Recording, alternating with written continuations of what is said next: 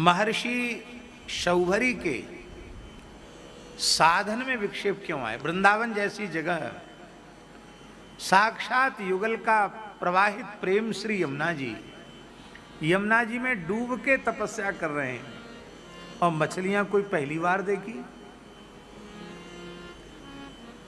अरे जल में ही रहे तो मछलियों के बीच में ही तो रह रहे हैं, पर हजारों लाखों वर्ष तक कुछ नहीं हुआ। आज मछलियों का विहार देख लिया तो ब्याह करने की इच्छा उत्पन्न हो गई। पूज्य सद्गुरुदेव श्री भक्तमाली जी का भाव।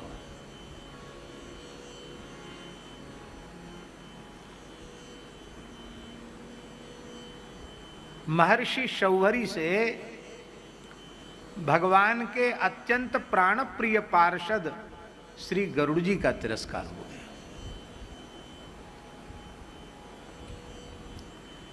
और गरुड़ जी के तिरस्कार का परिणाम यह हुआ, क्या कितना भयंकर हुआ, ये बड़ी बारीक बात है। गरुड़ जी आए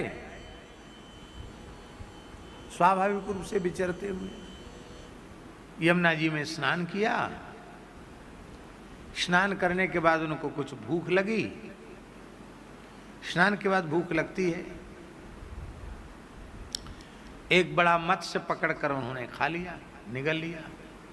आप लोग कहेंगे बताओ, ये तो परम वैष्णव हैं, गरुड़ घंटी बजाई जाती मंदिर में, इनका आहार शुद्ध नहीं।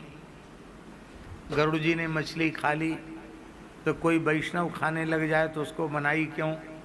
ये कोई प्रश्न कर सकता है? भैया,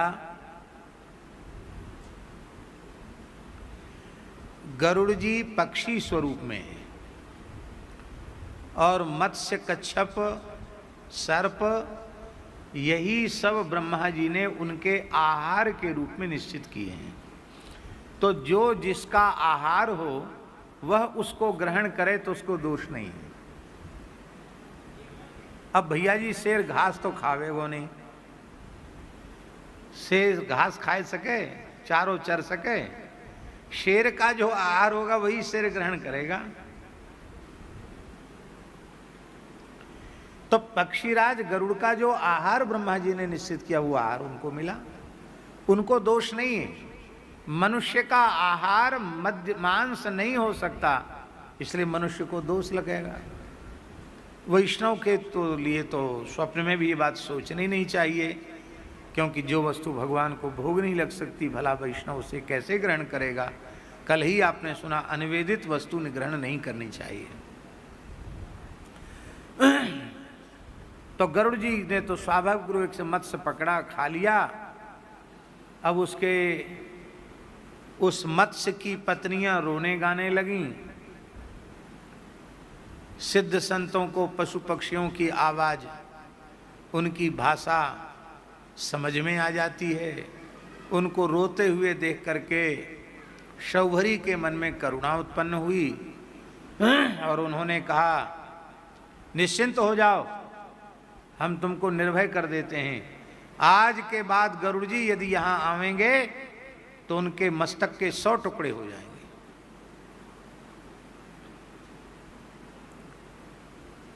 भैया जी, गरुड़ जी श्राप दे सकते हैं। भगवान की विभूति हैं, भगवान ही हैं गरुड़ जी। उनके पंखों से सामवेद की ऋचाएं प्रकट होती हैं। भगवत तत्व को भगवान के अतिरिक्त भला कौन धारण करेगा? भगवान को धारण करने की किसी की क्षमता है? रोम रोम प्रति लागे कोटि कोटि ब्रह्मांड कौन धारण करेगा? भगवान को भगवान ने ही धारण कर रखा। गरुड़ जी भगवान है, श्राप दे सकते थे।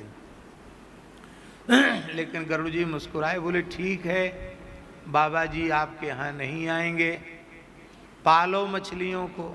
मन ही मन कह के चले गए।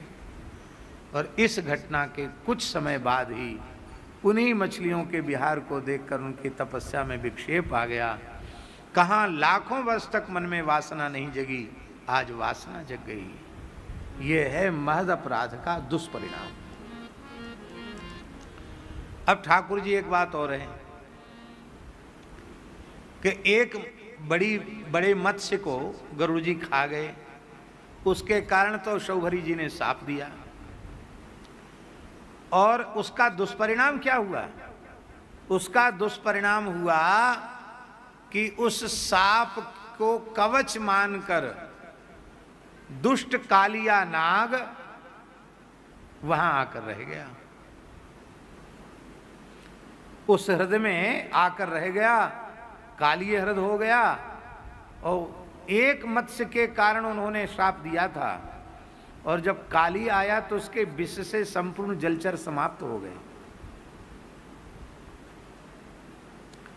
इतना भयंकर विष था कि आकाश से उड़ता हुआ पक्षी काली हृदय के ऊपर से यमुना को पार करके जाता, विष की गंध से मरकर जमुना जी में गिर जाता। गायों की मृत्यु हो गई, ग्वाल वालों की मृत्यु हो गई विषयुक्त जल पीने से। ठाकुर जी ने अपने कृपामृत की वर्षा करके जीवित किया।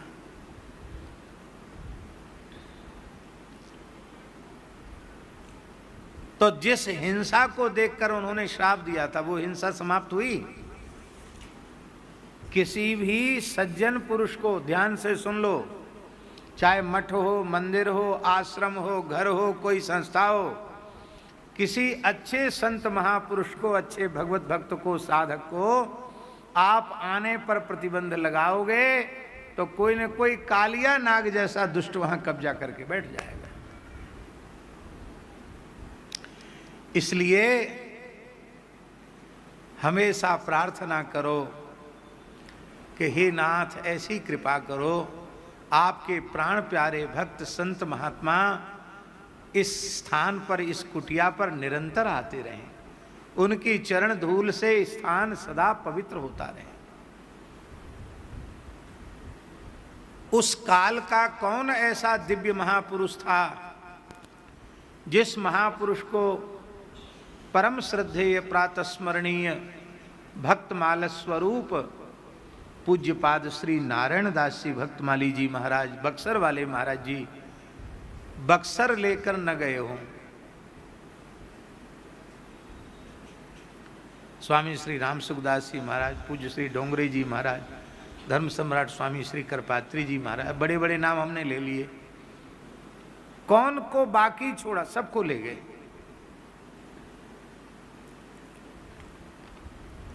और उनकी जो संतों के प्रति प्रीति,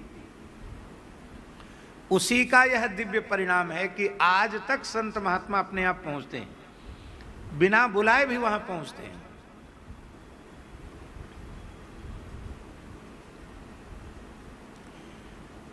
रावण की तपस्या, रावण की आराधना उपासना,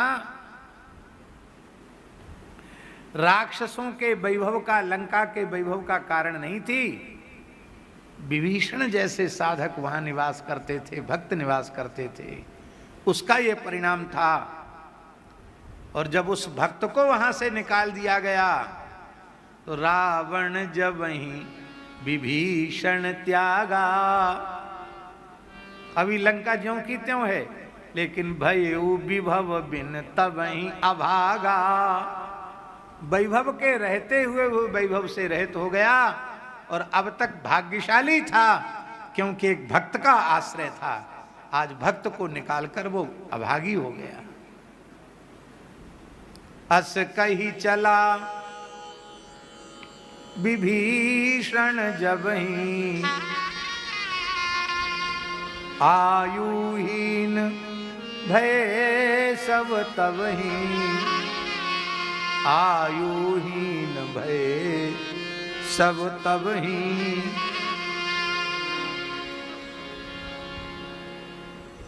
सबके जन्मांग में ब्रह्मा जी ने कुछ न कुछ लिख रखा होगा ना, किसकी इतनी आयु होगी, लेकिन विभीषण जी को लात मार के भगाया, सब आयु से हीन हो गई। इसलिए सदा सर्वदा गौ ब्राह्मण संत इनके अपराध से, इनके तिरस्कार से बचे। व्यक्ति को मत देखो, अपने स्वार्थ को मत देखो, सूक्ष्मता से केवल हरि गुरु और संत गौ और ब्राह्मण, इन पर दृष्टि जमा करके रखो। हमारी किसी भी क्रिया से गाय का, ब्राह्मण का, संत का, हरिभक्त का अहित तो नहीं हो रहा है। किसी भी प्रकार से हमारे द्वारा गौ ब्राह्मण का, गुरु गोविंद का तिरस्कार तो नहीं हो रहा है। और बाबा ये सावधानी यदि भगवत कृपा से आ जाए तो कोई बाधा नहीं है भगवत प्राप्ति में, और साधन के पथ पर चलने में भी कोई बाधा नहीं।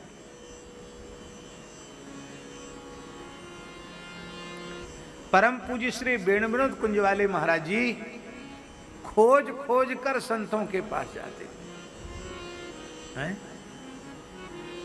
बाह्य जगत में, वृंदावन में भी लोग उनको नहीं पहचानते, पर कहां कहां संत छिपकर बैठे हैं, भजन कर रहे हैं, उन सब का पता महाराज जी को था।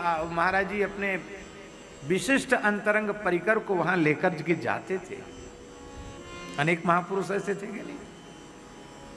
ये संतों के व्यवहार से सीखना चाहिए। किसी एक महापुरुष के चरणों में रह जाओ,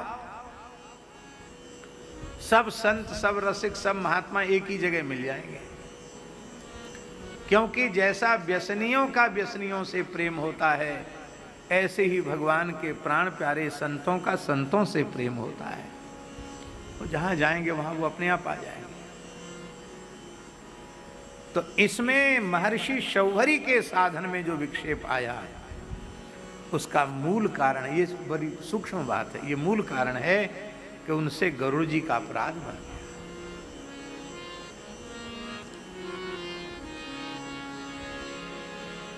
अहो इमं पश्यत मे विनाशम् तपस्विनः सच्चरित व्रतस्य अंतर्जले बारिचर प्रसंगात् पृच्छ्यावितं ब्रह्मचिरं धृतं यत्। हाय हाय, मेरे भयंकर विनाश को तो देखो। शौभरी जी कह रहे हैं, अहो इमं पश्यत में विनाशम। ये अहो जो है ना, आश्चर्य में नहीं, यहां अहो कष्ट में है, दुख में है। बड़े दुख की बात है, बड़े कष्ट की बात है। मेरे इस महाविनाश को तो देखो। ये किसको कह रहे हैं? हम सबको कह रहे हैं। हे संतों, हे साधकों, हे महात्माओं, मेरे जैसे महान सच्चरित्र, महान कठोर तपस्वी योगी के इस विनाश को तो देखो। मैं तो बड़ा तपस्वी था, हजारों लाखों वर्ष तक बृहत व्रत, बृहत व्रत किसको कहते हैं? जितने भी व्रत उपवास हैं, उन समस्त व्रतोपवासों में सबसे बड़ा व्रत है बृहद व्रत। बृहद व्रत का अर्थ है ब्रह्मचर्य व्रत। ब्रह्मचर्य व्रत को बृहद व्रत कहा गया। इससे बड़ा व्रत और कोई दूसरा नहीं है। तप्त कृच्छ, चांद्रायण, प्राजापत्य आदि व्रत तो हमने किए ही। सुदीर्घ काल तक सर्वथा अष्टांग मैथुन का त्याग करते हुए अखंड ब्रह्मचर्य का भी पालन किया, और इतना सब किया कराया, सब गुड़ गोबर हो गया। मेरा अधःपतन हो गया, मैं नीचे गिर गया। बड़े दीर्घकाल से मैंने जिस ब्रह्म तेज का संचय किया था, उसे एक क्षण में नष्ट कर दिया।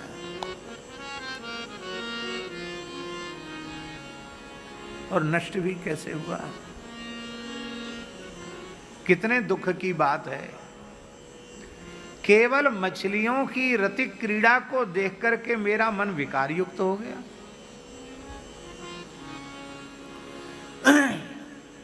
मछली के संसर्ग से वह चिर संचित मेरा ब्रह्म तेज नष्ट हो गया।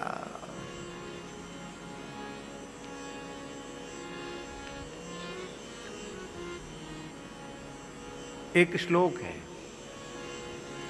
बहुत प्यारा श्लोक।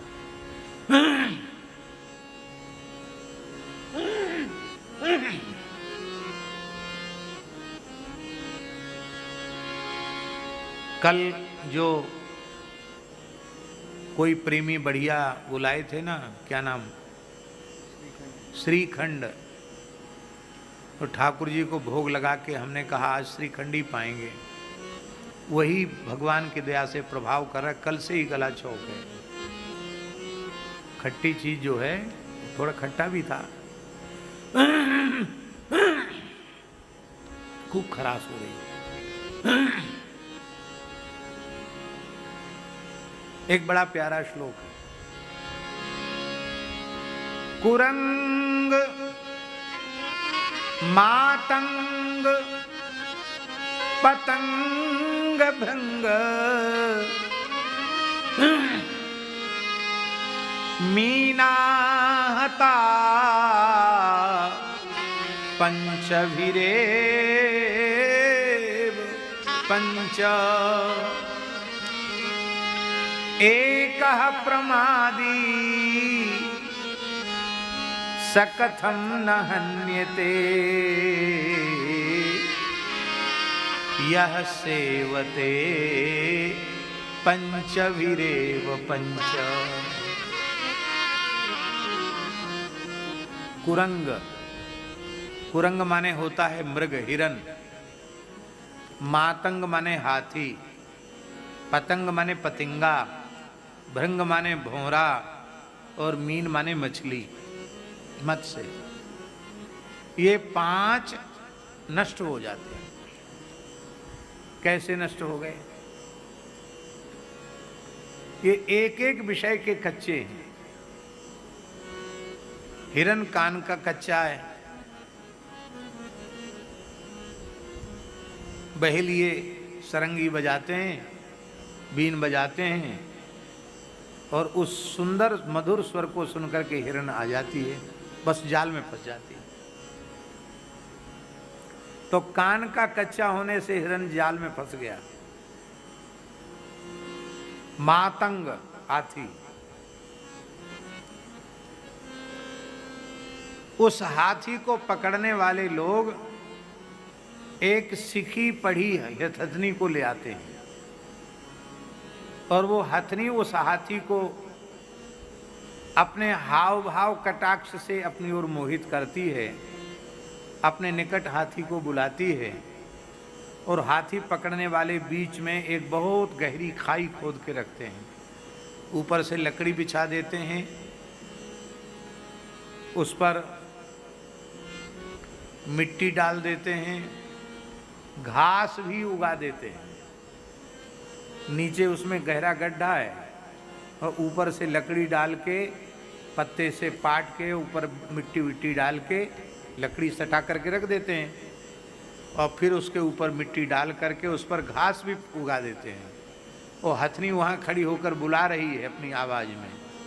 हाथी उसको देखकर काम से व्याकुल हो जाता है और हाथी स्पर्शेंद्री का लोलुप है।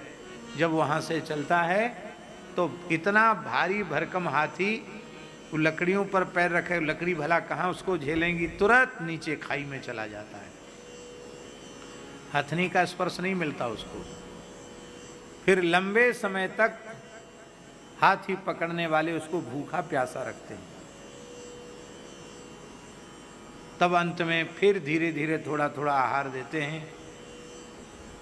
दूसरे जंगली हाथी भी उसको बाहर निकाल नहीं पाते हैं, अंत में वो भी आना जाना बंद कर देते हैं। फिर वह हाथी उस महावत के हाथी पकड़ने वाले के बस में हो जाता है।